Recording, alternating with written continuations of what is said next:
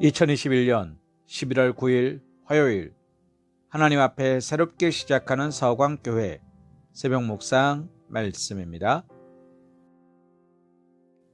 오늘 우리가 함께 묵상할 하나님의 말씀은 출애굽기 8장 16절에서 19절 말씀입니다.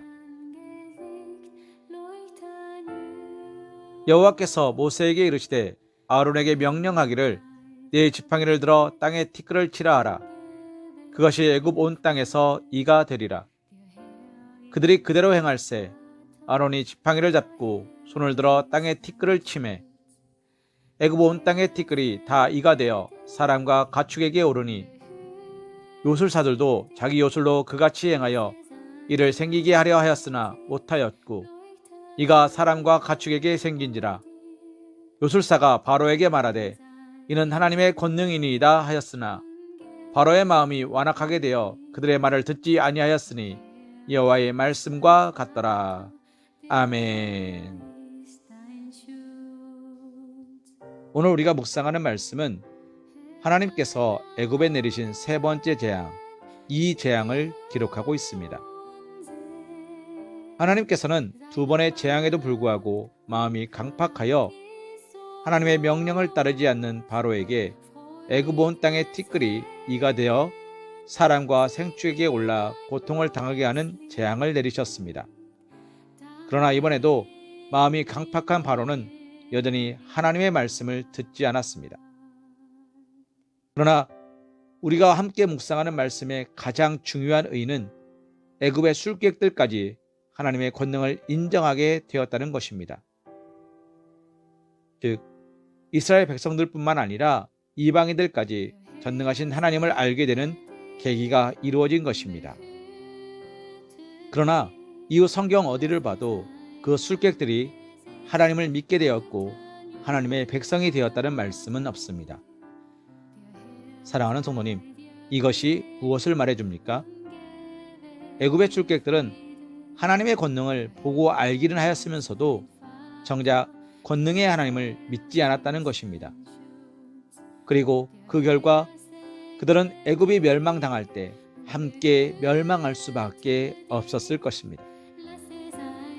하나님에 대해 안다는 것과 하나님을 믿는다는 것은 전혀 다른 이야기입니다. 술객들은 하나님의 권능에 대해서는 알고 인정하게 되었으나 하나님을 믿지는 않았습니다. 그러므로 하나님에 대해 아는 것만으로 하나님의 백성이 되고 구원을 얻을 수 있는 것이 아님을 말해주고 있는 것입니다. 사랑하는 성도님, 우리에게 하나님은 어떤 분이십니까? 우리의 마음속에 진정으로 하나님을 창조주로 고백하고 계십니까? 그렇다면 우리는 이미 하나님의 자녀가 되었고 구원받은 자녀입니다.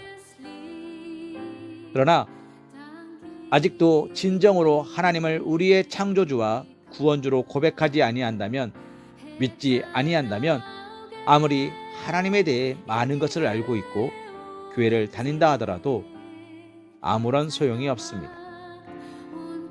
사랑하는 성도님, 바로는 끊임없이 술객들에게 똑같이 할 것을 명령했습니다. 19절에 보면 바로는 술객들에게 하나님의 재앙이 임할 때마다 똑같이 행할 것을 명령하였습니다. 그리고 술객들은 똑같이 행했습니다. 바로는 애굽의 술객들을 믿고 있었던 것입니다.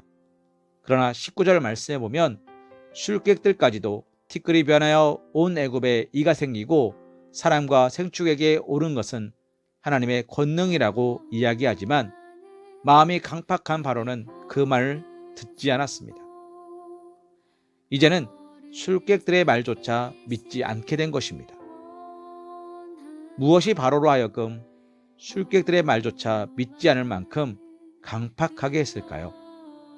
그것은 그의 마음에 있는 교만이었습니다. 바로는 지금까지 자신을 태양신의 아들이라고 믿고 있었습니다. 그리고 백성들로부터도 신의 아들로 숭배를 받아왔습니다. 그런 자신이 모든 재앙이 하나님의 권능으로부터 온다고 인정하는 것은 스스로 못난 존재라는 것을, 스스로 부족한 사람이라는 것을 인정하는 것이었습니다. 그는 도저히 받아들일 수 없었던 것입니다. 사랑하는 성도님, 즉 그의 교만한 마음 때문에 진실을 이야기하는 술객들의 말을 받아들일 수 없었던 것입니다. 우리는 여기서 바로가 멸망한 이유를 발견할 수 있습니다. 바로가 망한 것은 하나님의 심판 때문이었지만 그 심판을 불러들인 것은 바로 자신의 교만이었던 것입니다.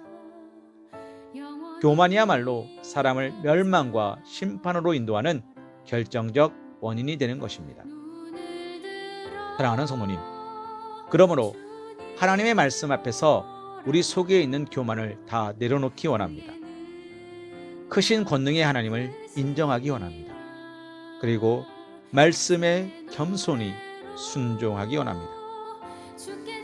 오직 그것만이 우리의 삶에서 하나님의 심판을 피하고 평안한 삶을 누릴 수 있는 유일한 길임을 기억하시며 겸손히 행하시는 지혜로운 성도님들이 되시기를, 사랑받는 주님의 자녀들 되시기를 주님의 이름으로 기도합니다.